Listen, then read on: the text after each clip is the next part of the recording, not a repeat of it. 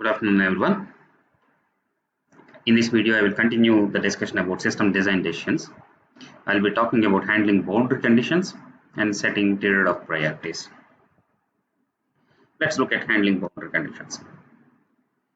Most of the system design is actually concerned with the steady state behavior.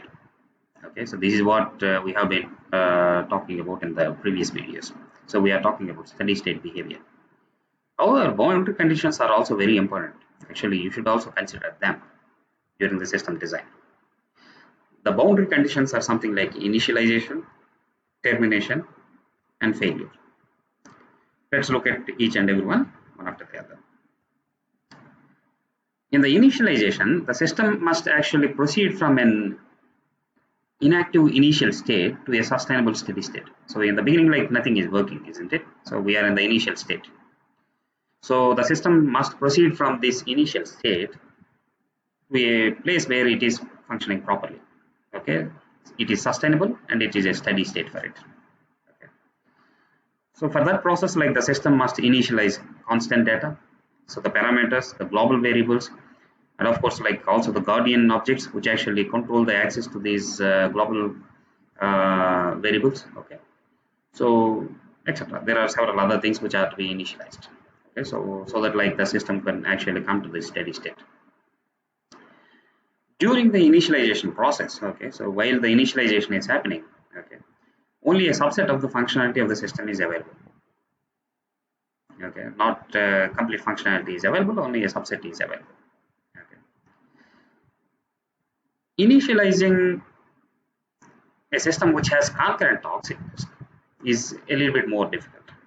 Okay, because like there are multiple independent objects are there, and then like they should be running it concurrently. Okay, so during the initialization state, like it should not be happen like one of the object is actually really moved forward, or like it has really been left behind than the other objects, other independent objects.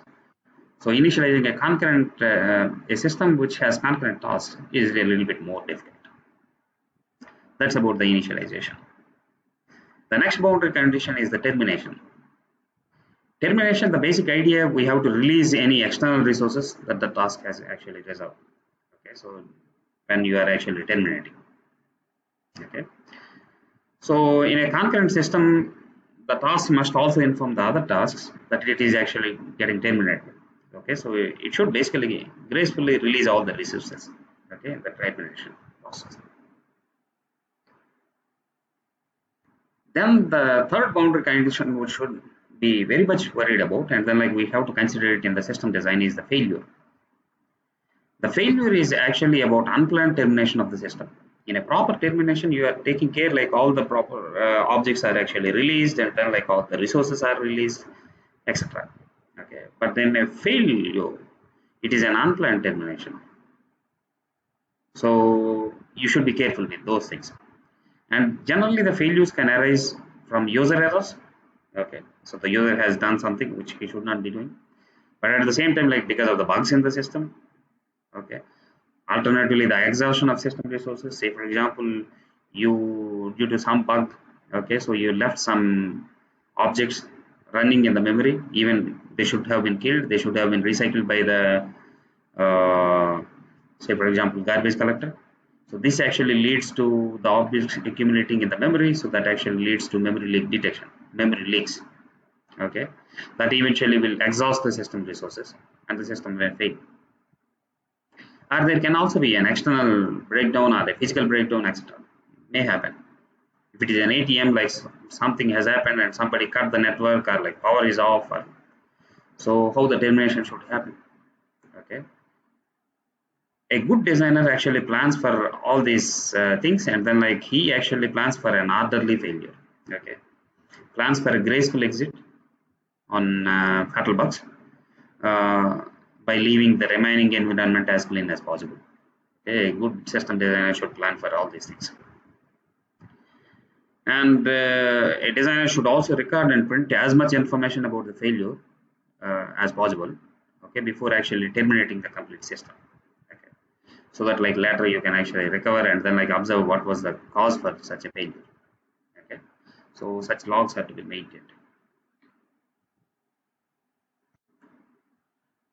So then the next one which you should be worried in terms of system design decisions is setting trade-off priorities. Okay, the system designer must set priorities that will be used to guide trade-offs for the rest of the design.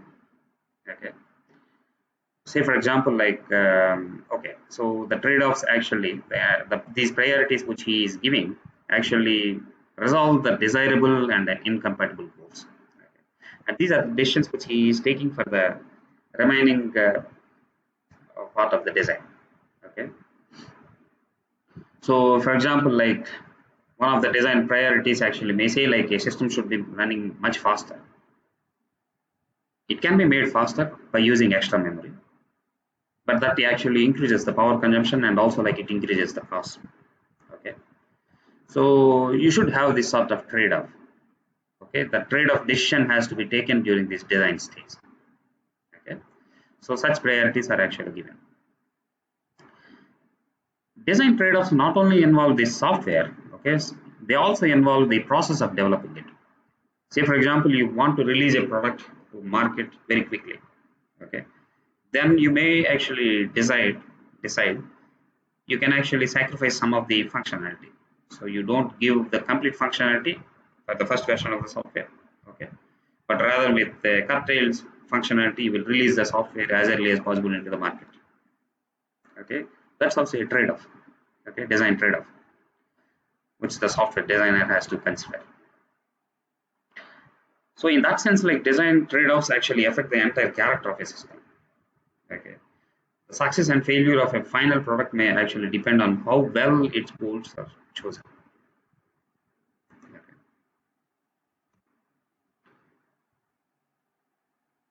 So one aspect of system architecture, okay, so especially that of a system designer, is to make several trade-offs. That's what we have been talking about. Some of the trade-offs which are critical, which the software designer should be considering, okay, during their system design stage like you are actually considering, are between the time and space. Okay, so this is required for almost every algorithm. Okay, so how much time, how to run faster, and how to consider like how much memory you are actually using. So you need to take a trade-off between them. And hardware and software, so we already talked about, like say for example, for most of the software today we have these hardware accelerators. Okay, say for example for numeric calculations or like graphical process units and so and so. So what is the trade-off, whether you will go for an expensive hardware or like whether you will go for an very efficient and then like expensive software. Okay, and you should also consider trade-off between simplicity and generality. Okay, so whether you want to develop the product very quickly, okay, it should be simple enough, or like whether you will make it very generic. Okay, the design is very generic enough so that like it can be extended for other cases. Okay, and the other one you have to consider is between efficiency and maintainability, whether the system is very efficient. Okay, but then like it has added a lot of functionality for making it to be very efficient, that actually indirectly affects the maintainability, okay, of such a system. Okay, so you should always consider. Okay. So it always depends on the system design decisions and setting these trade-offs priorities.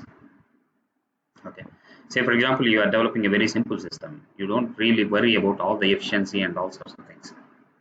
Okay, but of course like if you are designing a very complex system which has to be maintained for years, okay, so that's a different aspect completely.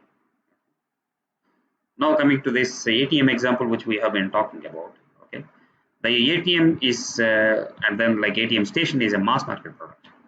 Okay, so that means like manufacturing cost is a huge concern, and it should have a polished user interface. Okay, so these are the things like which the system design trade-offs. Okay, and we have to set the priorities. So it should have very polished user interface. Okay, and the software must be robust and resilient to face the failures. Okay, because it is dealing with the financial aspects. Okay, so any software failure may actually lead into huge losses for those banks. Okay, or for the company which is actually providing these ATM services. Okay, so these things have to be taken care of.